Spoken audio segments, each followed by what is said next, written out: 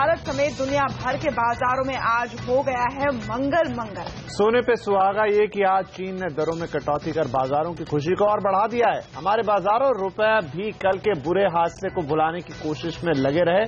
इन सब पर विस्तार से करेंगे बात, लेकिन उससे पहले हेडलाइंस। इकोनॉमी को मंदी से उबारने के लिए चीन ने दिया बूस्टर डोज, 0.5% घटाई दरें। अमेरिका समेत तमाम ग्लोबल बाजारों में जोरदार उछाल। कल के कोहराम से उभरे हमारे बाजार, सेंसेक्स में दिखी निचले स्तरों से 700 पॉइंट की शानदार रिकवरी। निफ्टी भी 7,850 के ऊपर बना। रुपए में भी थमी गिरावट, डॉलर के मुकाबले 54 पैसा मजबूत होकर बंद। कच्चे तेल में भी 3% का उछाल, लेकिन सोने की चमक पड़ी थी। जीएसटी भूमि बिल को पास कराने की सरकार की एक और कोशिश, मानसून सत्र दोबारा बुला सकती है सरकार। They cannot escape their responsibility and their accountability. Call drop पर पीएम की फटकार के बाद एक्शन में आई सरकार। संचार मंत्री का कंपनियों को अल्टीमेटम, जल्द दूर करो टेंशन। गुजरात सरकार ने पटेल आरक्षण आंदोलन पर दिखाई सख्ती। आरक्षण समर्थकों पर लाठीचार्ज, हार्दिक पटेल को किया गया गिरफ्तार। आरक्षण की मांग पर रैली में सरकार को दी चेतावनी, अंजाम भुगतने की थी चेतावनी।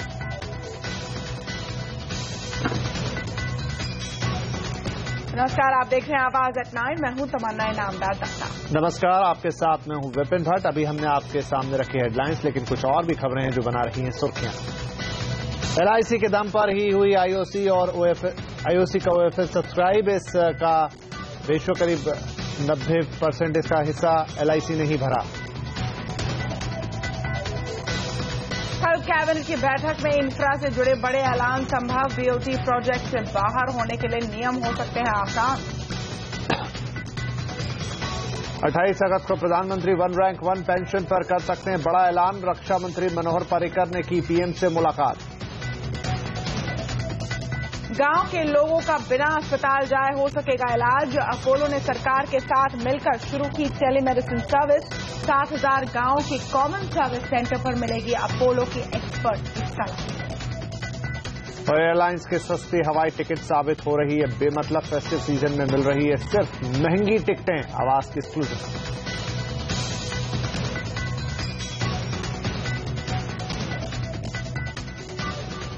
लेकिन सबसे पहले बात करेंगे बाजारों की। जिस चीन की वजह से कल दुनिया भर के बाजारों में कत्लेआम हुआ था, आज उसी चीन ने जख्मों में कुछ मलहम लगाने की कोशिश की। उसने दरों में कटौती कर डैमेज कंट्रोल किया।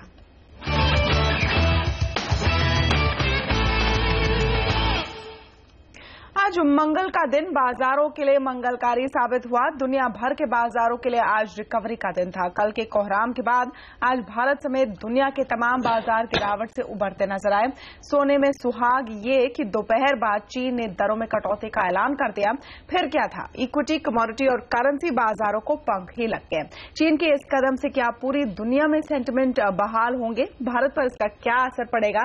क्या रुपए की गिरावट थमेगी? इन सब पर बात करने के लिए हमारे साथ जुड़े हैं मार्केट एक्सपर्ट अजय बग्गा और हमारे सहयोगी प्रदीप पंड्या, साथ ही हमारे सहयोगी हेमंत घाई।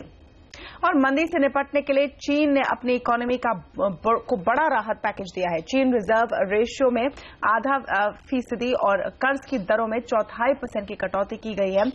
प्रदीप, सबसे पहले आपके पास आते हैं। आखिर चीन को ये कदम क्यों उठाना पड़ा और इसका असर क्या होगा? देखिए, बाजार को इसका इंतजार था। इनफैक्ट जिस तरह के आंकड़े आ रहे थे चीन के एक्सपोर्ट के, मैन्युफैक्चरिंग के, उनको देखते हुए कहीं ना कहीं जो काफी एनालिस्ट हैं वो कहने लगे थे कि 7% के करीब जो जीडीपी ग्रोथ की बात चीन की सरकार कह रही है या वहां का जो सेंट्रल बैंक है, पीपल्स बैंक ऑफ चाइना कह रहा है, वो शायद भरोसे के काबिल नहीं है। कुछ लोग तो कह रहे हैं कि चीन की जीडीपी ग्रोथ इस वक्त लगभग 4% के आसपास आ गई है। तो ऐसे में एक स्टिमुलस की जरूरत पूरे इकोनॉमी के लिए थी और वो एक अहम कदम उठाया गया है। जो आपने देखा कि डिपॉजिट की दरें और लेंडिंग की दरें घटाई गई हैं, वो ये समझिए अपने यहाँ पे जो रेपो और रिवर्स रेपो रेट होता है वो है, तो उसमें 4.25% से रेट कट हुए हैं। तो उससे पूरे के पूरे इकोनॉमी में आप आशा रखते हैं कि सभी बैंक्स वहां के रेट घटाएंगे।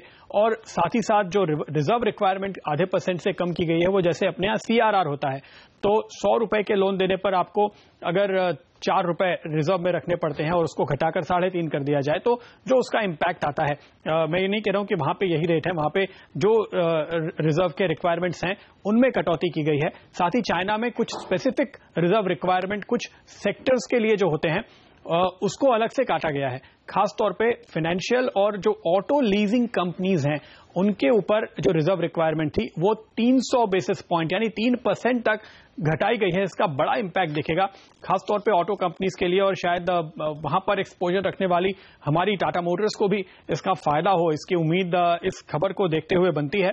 तो चीन की पूरी कोशिश है कि अपनी इकोनॉमिक मंदी को थामने के लिए प्रयत्न किए जाएं और एनालिस्ट का यह मानना है कि चीन में दरअसल जो नवंबर से लेकर अब तक यानी पिछले 9 महीने में करीब ये 5वां रेट कट अब अनाउंस हुआ है और साथ में एक रिजर्व रिक्वायरमेंट में भी कटौती अनाउंस हुई है।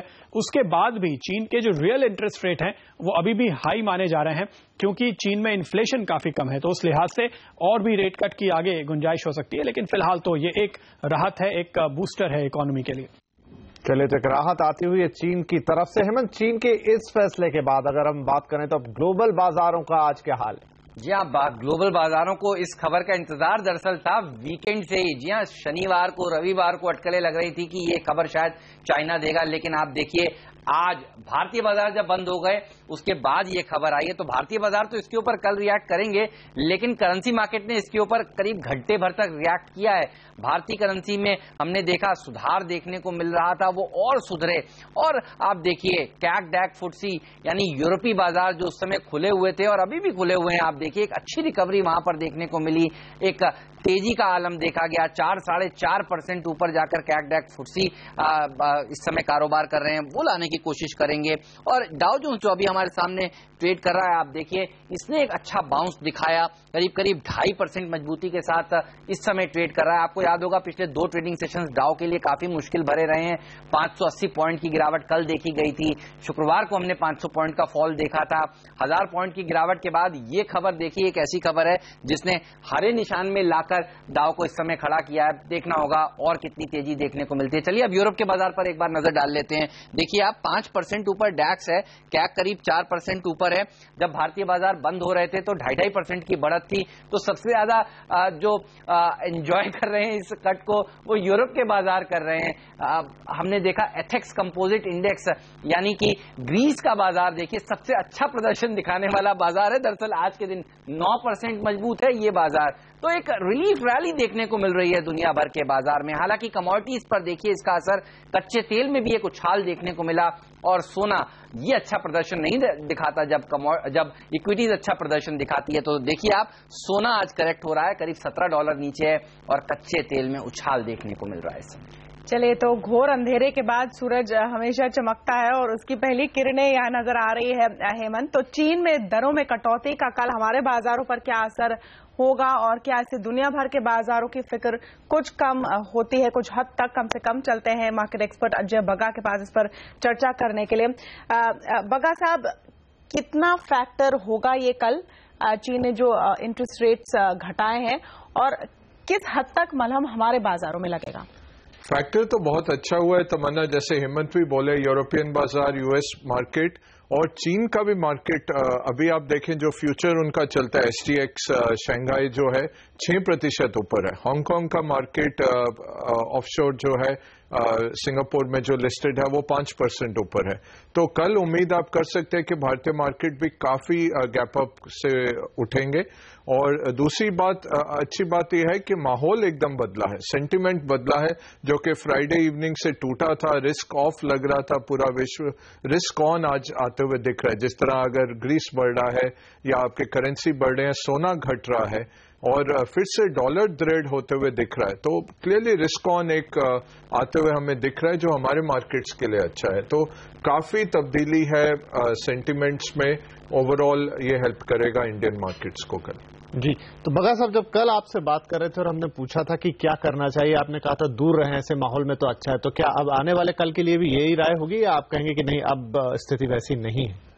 नहीं, देखिए फंडामेंटल्स जो 2 तरीके से मैं समझा रहा था कि एक तो ग्लोबल स्थिति रिस्क ऑफ जब है उसकी लपेट में हम आए थे, वो थोड़ा बेटर हुआ है, उससे मार्केट वापस 8,200-300 के स्तर छू सकता है। बट जो मार्केट 9,000 था मार्च में वो बढ़ने की चेष्टा करता रहा है, वो डोमेस्टिक इश्यूज हैं, वो देखने पड़ेंगे कि अब वो मैट की जो शाह कमीशन है वो क्या करते हैं, स्टॉल्ड प्रोजेक्ट्स पे क्या सरकार करती है। सबसे अहम मुद्दा रहेगा अगर पार्लियामेंट मॉनसून सेशन हो पाए और एटलीस्ट जीएसटी पास हो जाए, ये पॉजिटिव रहेगा। तो मार्केट को 8,400-500 के स्तर से आगे निकलने के लिए थोड़े डोमेस्टिक क्यूज की जरूरत है, सिर्फ आपके ग्लोबल क्यूज से नहीं चलेगा मार्केट।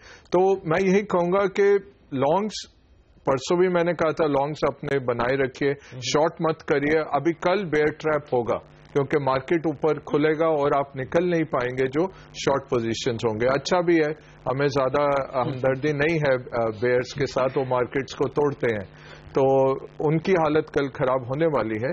बट इसमें पैसा लगाएं, मैं कहूंगा लंबी अवधि का ही पैसा लगाएं, ये रिवर्स भी हो सकता है काफी तेजी। जो बात आपने जीएसटी की कही, यहाँ इस बीच ये भी अटकलें लगाई जा रही हैं कि लैंड ऑर्डिनेंस चौथी बार लाया जा सकता है क्योंकि 31 अगस्त को लैप्स हो रहा है। लेकिन मेरा और ब्रॉड सवाल था कि चीन में जो संकट है वो एक बुनियादी प्रॉब्लम है, एक रेट कट करने से वो खत्म नहीं होती।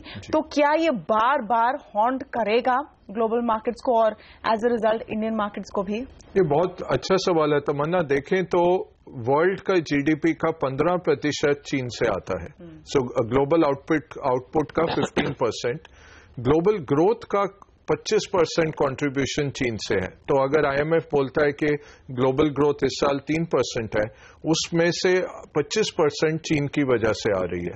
तो चीन में थोड़ा सा भी स्नीजिंग होता है, पूरे विश्व को जुकाम लगता है। तो बहुत आपने ठीक बात कही, बट इससे एक चीज तय निकलती है कि ये एक पैटर्न से आए हैं। और 14 अगस्त को चीनी स्टॉक मार्केट जो संभाल रहे थे कमीशन, उन्होंने कहा कि हम अपने मार्केट को अब नहीं इंटरवीन करेंगे। तो हमें लगा वो थोड़े टॉवल थ्रो इन कर रहे हैं।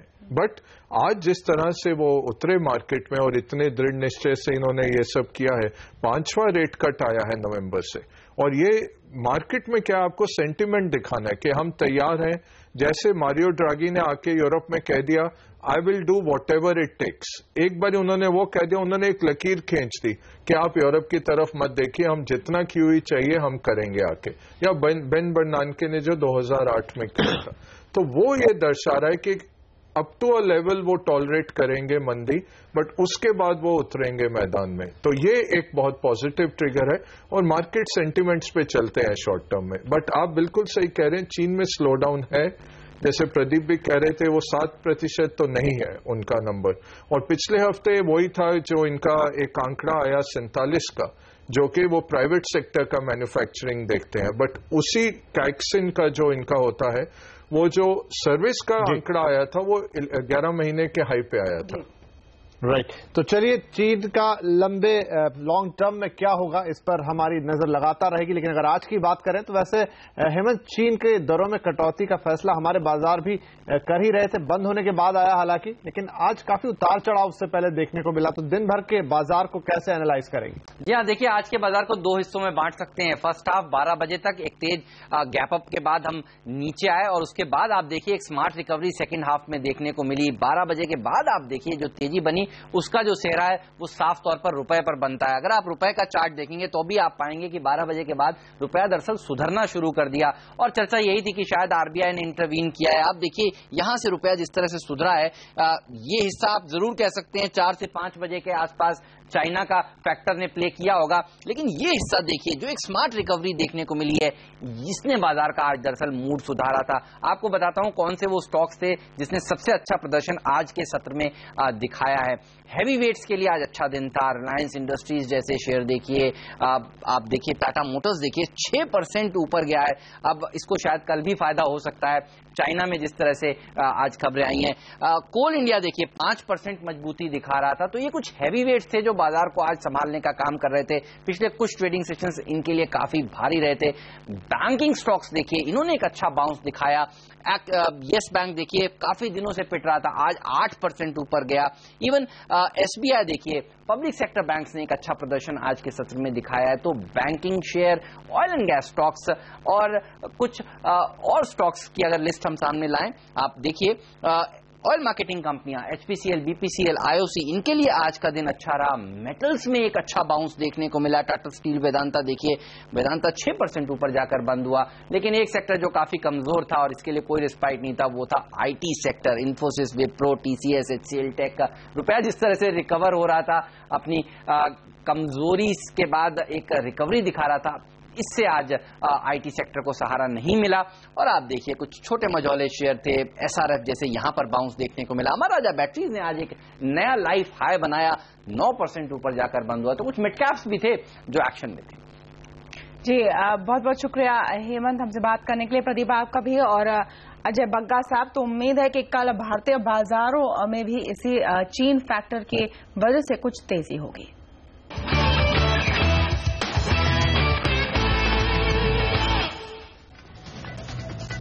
और यहाँ लेंगे एक ब्रेक के बाद आपको सुनवाएंगे बाजार की चाल पर क्या है मार्केट के कुछ और दिग्गजों की राय।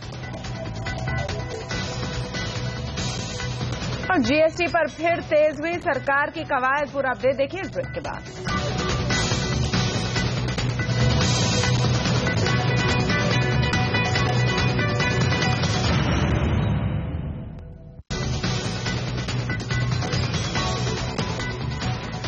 ब्रेक से पहले आज हम कर रहे थे बाजार की बात, चीन के फैक्टर पे भी बात हुई। आज का दिन अच्छा रहा, कटौती हो गई, कल के लिए काफी अच्छा लग रहा है। लेकिन आज की भले ही बाजार में तेजी दिख गई है, लेकिन लॉन्ग टर्म की अगर बात करें तो संकेत कैसे हैं, इसे लेकर निवेशक के मन में भी खूब सारे सवाल हैं। भारतीय बाजारों की चाल कैसी रहेगी, इस पर दिग्गजों का क्या कहना है। आज हमने कई बड़े दिग्गजों से बात की है, आइए आपको सुनवाते हैं। I think India is very well placed, but it is a question of flows. So if global flows are negative, especially as oil sovereigns from different countries are having challenges on their domestic deficits, so we have to watch the global flows. परिस्थिति जो कल की हुई है वो मेरे हिसाब से बहुत सस्टेनेबल नहीं है, वो शायद वापस रिकवर होगी, बिकॉज एक झटका लगा, एक काम हुआ। बट आपका जो एक मूल प्रश्न है कि क्या हम 2008 जैसी स्थिति में वापस जा रहे हैं या ग्लोबल स्लोइंग डाउन हो रहा है, अभी तक उतने आसार उसके नजर नहीं आए। China slowing down is not a today's event, China slowing down has been an event which is not capturing the mood of the market. Sentiment खराब हुआ तो कुछ समय के लिए, कुछ दिन, कुछ हफ्ते या कभी कभी कुछ महीनों के लिए भी लोकल मार्केट में केवल सेंटिमेंट की वजह से हमारा बाजार भी खराब हो जाता है। लेकिन हम हमेशा ऐसा कहते आए हैं कि अगर हमारी इकोनॉमी पे कोई असर नहीं है इसका नेगेटिव और हमारे वैल्यूएशन रीजनेबल है, तो ये एक बहुत अच्छे मौके साबित होते हैं 1-2 साल बाद निवेश करने के लिए। रिलेटिवली अब अगर चाइना और हम में कंपैरिजन किया जाए, we look far more attractive, far more transparent, far more stable. तो बारिंग दिस इमीडिएट जो volatility, I think on the whole it's good development for India. सरकार चीन में संकट को भारत के लिए मौके के तौर पर देख रही है। वित्त मंत्री अरुण जेटली के मुताबिक भारत को इस वक्त आक्रामक होने की जरूरत है। अगर देश प्रोटेक्शनवादी नीतियों की ओर बढ़ा तो मौके का फायदा नहीं उठा पाएगा। And I virtually can't see any segment of the service sector economy where India should be on the defensive. And that applies across the board. And if we are defensive in services, that we are going to be invaded, then probably our ability to dominate global trends is not going to be there. सरकार GST के लिए संसद का दोबारा monsoon सत्र बुलाने की कोशिश में जुटी है। केंद्रीय मंत्री वेंकैया नायडू ने इस सिलसिले में कांग्रेस नेता मल्लिकार्जुन खड़गे से मुलाकात भी की। इसके बाद वेंकैया नायडू ने पत्रकारों से मुखातिब होते हुए कहा कि देश के विकास के लिए GST बिल को पारित करना बेहद जरूरी है। आपको बता दें कि सरकार ने मॉनसून सत्र का अवसान नहीं किया था, बल्कि उसे अनिश्चित काल के लिए स्थगित किया था। That India's growth story is running the risk of being jeopardized on account of slow progress on major legislative proposals like GST. The real estate bill was earlier referred to standing committee, again referred to select committee, broad consensus that is need of the hour because you need to boost up the real estate sector, and particularly I am more concerned about the housing for all. The land bill is equally important. इधर हमें exclusive जानकारी मिली है कि सरकार 1 से 2 दिन में monsoon सत्र पार्ट 2 लाने पर फैसला ले सकते हैं और इसको लेकर सरकार ने काफी होमवर्क भी कर लिया है। हमारे ब्यूरो चीफ लक्ष्मण जुड़े हैं पूरी डिटेल्स के साथ। लक्ष्मण, क्या खबर निकल कर आ रही है? सरकार क्या पार्ट 2 लाएगी और इसमें क्या रणनीति अलग होगी? देखिए, रणनीति सरकार ने लगभग तैयार कर ली है। उस रणनीति का 90% काम उन्होंने पूरा कर भी लिया है।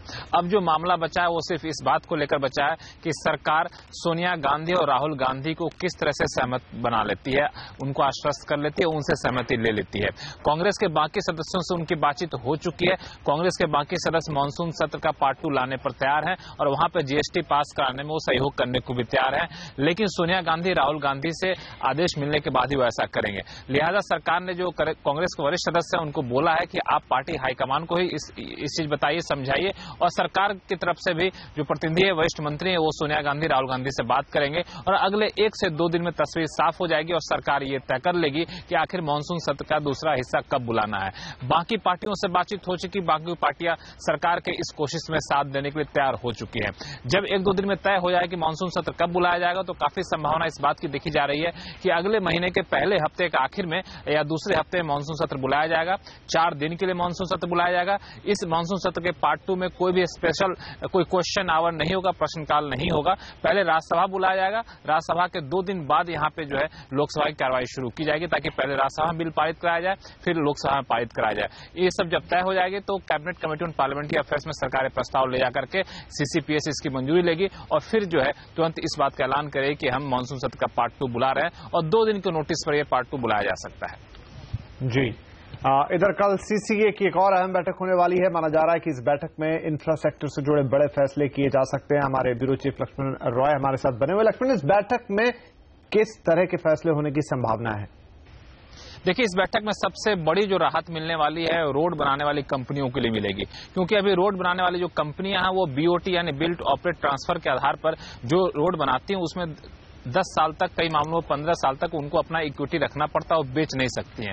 इसका नतीजा ये निकला है कि दूसरे जो हाईवे प्रोजेक्ट हैं उसमें पैसा लगाने के लिए इन कंपनियों के पास पैसा नहीं बचता है। तो ये दूसरे हाईवे प्रोजेक्ट में पैसा लगा सके, पावर प्रोजेक्ट में पैसा लगा सके, इसके लिए प्रावधान किया जा रहा है कि अगर बीओटी के तहत किसी डेवलपर ने रोड बना लिया है, हाईवे बना लिया है, तो कंप्लीट होने के 2 साल के बाद वो अपना 100% इक्विटी बेच सकते हैं और इक्विटी बेच करके जो पैसा आएगा वो या तो उनको पावर सेक्टर में लगाना होगा या फिर किसी नए हाईवे प्रोजेक्ट में लगाना होगा। इस प्रस्ताव को कल कैबिनेट की बैठक में हरी झंडी मिलने की संभावना है। इसके अलावा चेक बाउंस के नियम सख्त करने को लेकर के जो नेगोशिएबल इंस्ट्रूमेंट एक्ट है उसका अध्यादेश सरकार फिर ला सकती है और ऐसे 2-3 छोटे मोटे प्रस्ताव हैं, लेकिन सबसे बड़ा प्रस्ताव यह है कि रोड हाईवे सेक्टर को एक बड़ी राहत मिल सकती है सीसीए की बैठक में।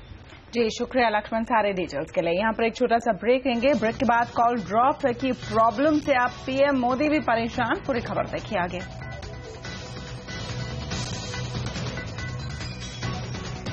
साथ ही जानेंगे क्यों किसी काम के नहीं है सस्ते हवाई टिकट।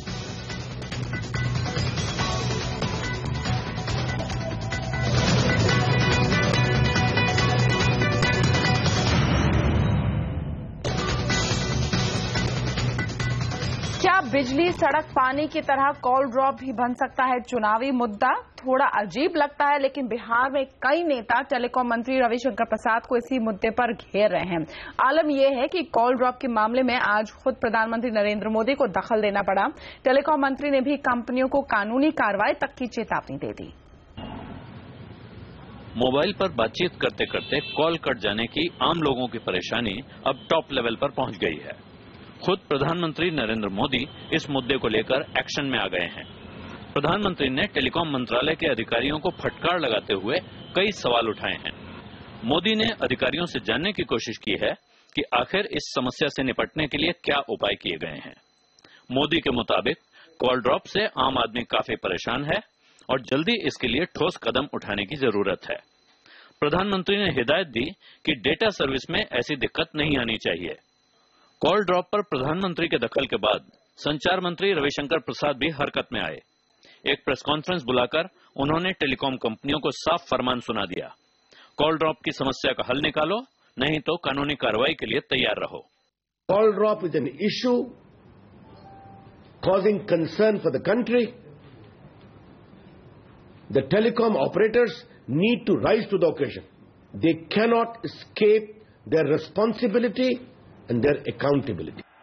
रविशंकर प्रसाद के सख्त रुख को कई लोग बिहार चुनाव से भी जोड़कर देख रहे हैं। बिहार चुनाव में विपक्ष ने सड़क, बिजली के साथ साथ कॉल ड्रॉप को भी जोड़ दिया है। रविशंकर प्रसाद बिहार से सांसद हैं और इसे उनकी नाकामी के नमूने के तौर पर गिनाया जा रहा है। ऐसे में सरकार एक्शन में आकर विपक्ष की कोशिशों को बेअसर करने में जुटी है।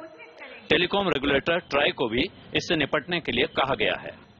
DOT has asked us the question कि हम लोगों के यहाँ जो टैरिफ प्लान्स हैं ऑपरेटर्स के, क्या उसमें ऐसा कोई टैरिफ प्लान है जो इंसेंटिवाइज करता है ऑपरेटर्स को कॉल ड्रॉप के लिए। ये उन्होंने पूछा है। इस बात की हम लोगों ने सारे ऑपरेटर्स से हमने चिट्ठी लिखी है उनको और उनसे पूछा है कि आपके कौन कौन से प्लान्स किस किस तरह के हैं और कौन कौन से प्लान सेकंड बेस्ड हैं, कौन कौन से प्लान मिनट बेस्ड हैं, वगैरह वगैरह। वैसे कॉल ड्रॉप पर कंपनियां जिम्मेदारी लेने को तैयार नहीं है। उनकी दलील है कि टावर की कमी और इसे लगाने में दिक्कतों की वजह से वो लाचार हैं। लेकिन इस बार की सख्ती का अगर असर होता है तभी बात बनेगी। दीपक साहू, दिल्ली। सरकार इंडियन ऑयल के OFS को सफल मान रही है, लेकिन अगर LIC नहीं होता तो शायद OFS का सफल होना मुश्किल हो जाता। सरकार ने OFS के जरिए 9,389 करोड़ रुपए जुटाए हैं, जिसमें से 90% हिस्सा LIC ने खरीदा है, जबकि OFS 1.18 गुना ओवर सब्सक्राइब हुआ है। OFS में ऑफर किए गए 24 करोड़ 28 लाख शेयर्स में से LIC ने 20 करोड़ 87 लाख शेयर खरीदे हैं। इस खरीद के बाद कंपनी में LIC की हिस्सेदारी बढ़कर 11.11% हो गई है। और ब्रेक के बाद आपको देंगे अहमदाबाद में चल रहे पटेल आंदोलन का पूरा अपडेट। साथ ही जानेंगे कैसे अब गांव तक पहुंचेंगे hospitals.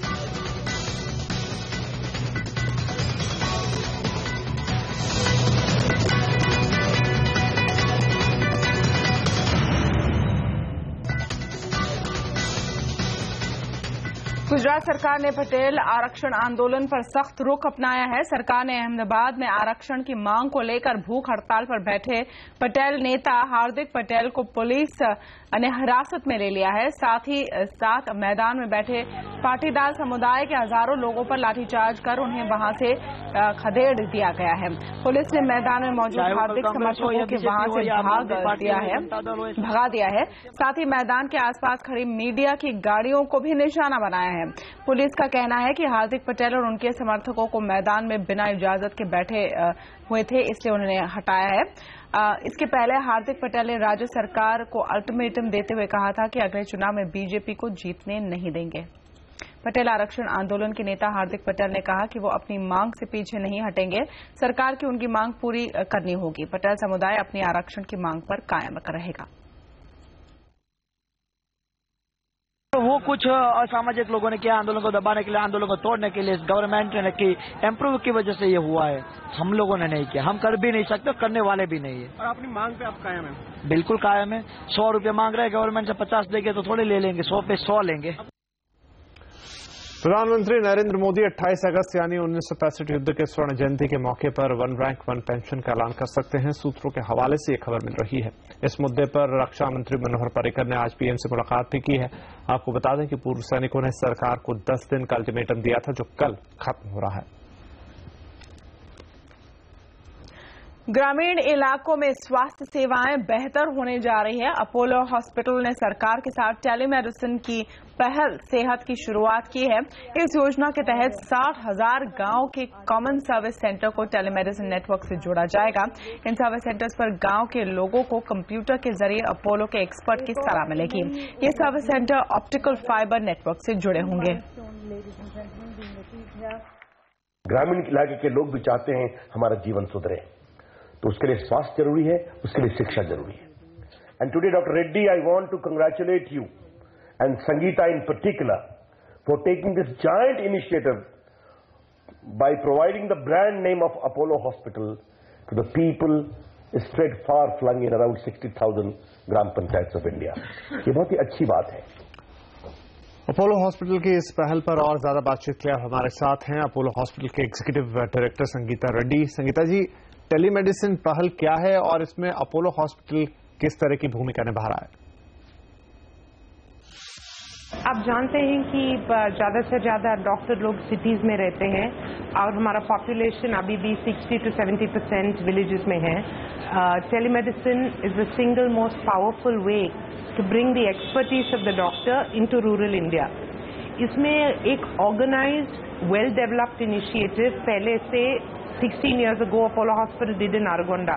But today we are very happy to announce this partnership with the government, the Ministry of IT. We've been working on this for a long time, and today the ministry has really, in a very enlightened way, taken this forward. So in the common service centers, CSC में beautiful bandwidth is available, the room is available. उसमें the Wiley will connect the individual to Apollo Hospital primary care doctors, and then if required to the specialists. Therefore the capability and the knowledge of doctors will come right into the village. आप लोग अभी भी जानते हैं कि an average Indian has to travel 65 kilometers for tertiary care or good health advice. आज से ये partnership के बाद वो traveling बिल्कुल कम हो जाएगा, and this second opinion service will be available for them in their villages. Apollo is very committed through Apollo Telehealth and Teleclinic initiative to support this program. We have built an IT platform which is a many-to-many platform rather than traditional telemedicine which was a one-to-one. We're also supporting this with devices, and the ministry and the government, the tie-up includes Jan Aushadhi medicines. So the combination is the new paradigm of bringing healthcare to rural India. Sangeeta जी, इस पहल के जरिए किस तरह की reach होगी, कितने गांव या लोगों तक पहुंचने की उम्मीद है? सरकार का ओवरऑल विजन है कि ये 2.5 लाख सेंटर्स होंगे. आज हम अपोलो हॉस्पिटल के द्वारा 60,000 सेंटर्स का इनिशिएशन हो रहा है. हम भी स्केल अप बनाएंगे, और I am sure that as the ministry grows we will be able to support them. The average I can say that every centre will do 1 to 2 teleconsults a day. So you're looking at about 200,000 teleconsults per day happening. This will become, even today, this is probably the world's largest telemedicine network. It's a very great achievement on the part of the government, and I really want to congratulate the Ministry of IT for putting this together. जी संगीता जी, अब अगर अभी हम वर्तमान की बात करें तो देश में टेलीमेडिसिन का भविष्य आपको कैसा दिख रहा है? तो टेलीमेडिसिन मेरा विजन में ये अलग प्रोग्राम नहीं है. Telemedicine is part of medicine. We have done 5 lakh teleconsult. The quality of those consults is almost equivalent to a one-on-one when it is chosen correctly for the right kind of treatment, when it is documented appropriately. तो ये simply एक camera डालने से telemedicine नहीं होता. You need protocols, you need the right software, you need an electronic health record, you need trained doctors. We're also tying up with the Health Sector Skills Council to train the technicians behind it. There's a huge future in this area. जी बहुत बहुत शुक्रिया ma'am हमसे बात करने के लिए. यहाँ पर एक छोटा सा ब्रेक लेंगे. ब्रेक के बाद आपको बताएंगे कि क्यों किसी काम के नहीं है सस्ते हवाई टिकट.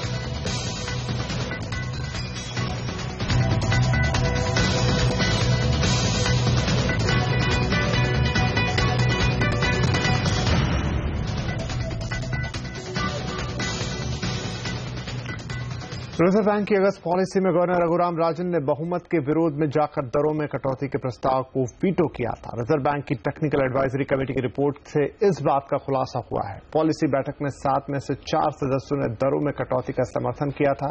इनमें से 3 सदस्यों ने 0.25% और 1 सदस्य ने 0.5% की कटौती का सुझाव दिया था, जबकि 3 सदस्यों ने दरों में कोई बदलाव न करने की बात कही थी.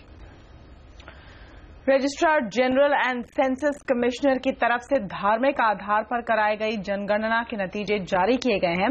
इस रिपोर्ट में बताया गया है कि 2001 से 2011 के बीच देश की कुल आबादी 17.7% बढ़कर 121 करोड़ से भी ज्यादा हो गई है. देश में मुस्लिम आबादी सबसे तेजी के साथ यानी 24.6% के हिसाब से बढ़ रही है. इसके बाद हिंदू, ईसाई और सिखों की आबादी आती है. इस फेस्टिव सीजन एयरलाइंस कंपनियां ग्राहकों को लुभाने के लिए सस्ते टिकट के ऑफर तो दे रही हैं, लेकिन एयर ट्रैवलर्स को इनसे कोई खास फायदा नहीं हो रहा है, क्योंकि जब आप दिवाली या दुर्गा पूजा के लिए इन ऑफर्स का इस्तेमाल करने की सोचते हैं तो हाथ लगती हैं सिर्फ महंगी टिकटें। हाल ही में गो एयर और स्पाइस जेट जैसी लो कॉस्ट एयरलाइंस ने फेस्टिव ऑफर्स में 999 रुपए और 799 रुपए में टिकट ऑफर्स दिए। इन सस्ती टिकटों के ऐलान ने ग्राहकों को लुभाया तो सही, लेकिन छुट्टियों के लिए उनके हाथ कुछ नहीं लगा। मिसाल के तौर पर गो एयर का 999 रुपए का ऑफर 15 सितंबर से 31 मार्च 2016 के लिए है, लेकिन अगर आप दिवाली के मौके पर 10 नवंबर के आसपास दिल्ली से मुंबई का टिकट बुक कराते हैं तो आपको करीब 9,000 रुपए चुकाने होंगे। यानी यहाँ सस्ते ट्रैवल का ऑफर बेअसर दिखाई दे रहा है। पीक सीजन में भी एयरलाइंस का जो ऑक्यूपेंसी लेवल होता है वो 80% होता है, 85% होता है। अगर आप एक एयरक्राफ्ट देखिए 180 सीटें होती हैं, उसमें अगर 80% अगर बुक होता है तो फिर भी 160 सीटें बुक हो सकती हैं लगभग। तो 20-25 सीटें होती हैं जो एयरलाइन की खाली जाती हैं। वो क्या करते हैं कि 4 से 5 सीटें या 10 सीटें वो लो फेयर पे डालते हैं ताकि उनकी ऑक्यूपेंसी काफी बढ़ जाती है और ओवरऑल उनका जो रेवेन्यू पर एयरक्राफ्ट है काफी बढ़ जाता है। दशहरा और दिवाली ही नहीं, अगर क्रिसमस या नए साल के लिए आप सस्ते टिकट की उम्मीद कर रहे हैं तो आपको निराशा ही हाथ लगेगी। इस दौरान गो एयर की दिल्ली से गोवा की टिकट 10,000 रुपए से ज्यादा की मिलेगी, न कि 999 रुपए की। ट्रैवल एजेंट्स के मुताबिक त्योहार नजदीक आने पर ये टिकट और भी महंगे होंगे। Clients should anyway get on to advance purchase because even domestic and international सब फ्लाइटों में यही है कि जितनी जल्दी आप खरीदेंगे आपको बेटर फेयर मिलेगा। बट यस, ये जो बीच में आती हैं दिस इज नो कंफर्मेशन कि आपको वो लो फेयर मिल जाएगा। हो सकता है जब तक आप देखते हो कंप्यूटर वो सीटें सारी चली गई होती हैं।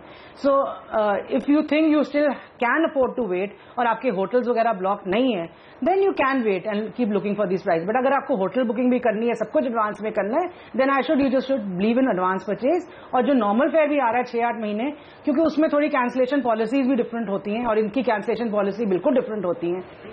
यानी एयर ट्रैवलर्स को ऑफरों का फायदा मिले या नहीं, एयरलाइंस को अपनी बैलेंस शीट सुधारने का मौका जरूर मिल रहा है। ट्रैवल कंपनियों ने इन ऑफर्स के दौरान अपनी बुकिंग्स में 250 से 300% की बढ़ोतरी दर्ज की है, तो लोग इस ऑफर का भरपूर फायदा तो उठा रहे हैं, लेकिन ज्यादातर बुकिंग उसी पीरियड में देखी गई है जब कोई फेस्टिवल ना हो। ईशा शर्मा, दिल्ली।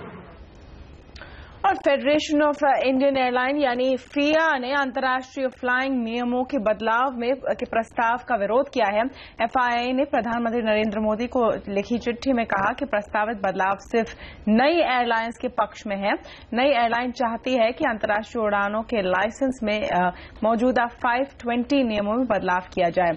इस नियम के तहत अंतर्राष्ट्रीय उड़ान के लाइसेंस के लिए 5 साल का अनुभव और 20 एयरक्राफ्ट होने जरूरी है। पुरानी एयरलाइंस चाहती है कि नियमों में बदलाव न किया जाए। ब्रेक के बाद बताएंगे बड़े काम का है फ्लिपकार्ट का पिंग फीचर, और साथ ही मुंबई के ऑटोमेशन एग्जीबिशन 2015 का एक जायजा देखिए इस ब्रेक के बाद।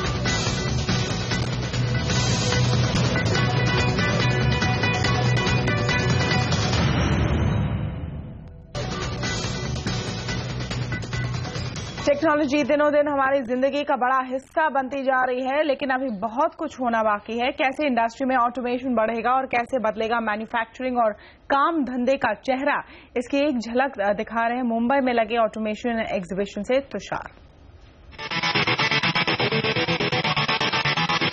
करीब करीब एक जैसी लेकिन मामूली फर्क वाली चीजों को छांटने बीनने का काम भी अब मशीनें करने लगी हैं। इससे खासकर ऐसी चीजों का प्रोडक्शन आसान होगा जिन्हें छूना इंसान की सेहत को नुकसान पहुंचा सकता है। रोबोटिक टेक्नोलॉजी भी इस दौर का अहम हिस्सा होगा, इसलिए भारत में बहुत सी कंपनियां रोबोटिक टेक्नोलॉजी अपना रही हैं। लेकिन जानकारों का कहना है कि इतना ही काफी नहीं है। जो स्किल सेट लगने वाला है वो basically is to start from the education, right from school level, बाद में इंजीनियरिंग, यूनिवर्सिटी, और सब लोगों को ये टेक्नोलॉजी पहले से सिखाना चाहिए, उनके सिलेबस में ऐड करना चाहिए।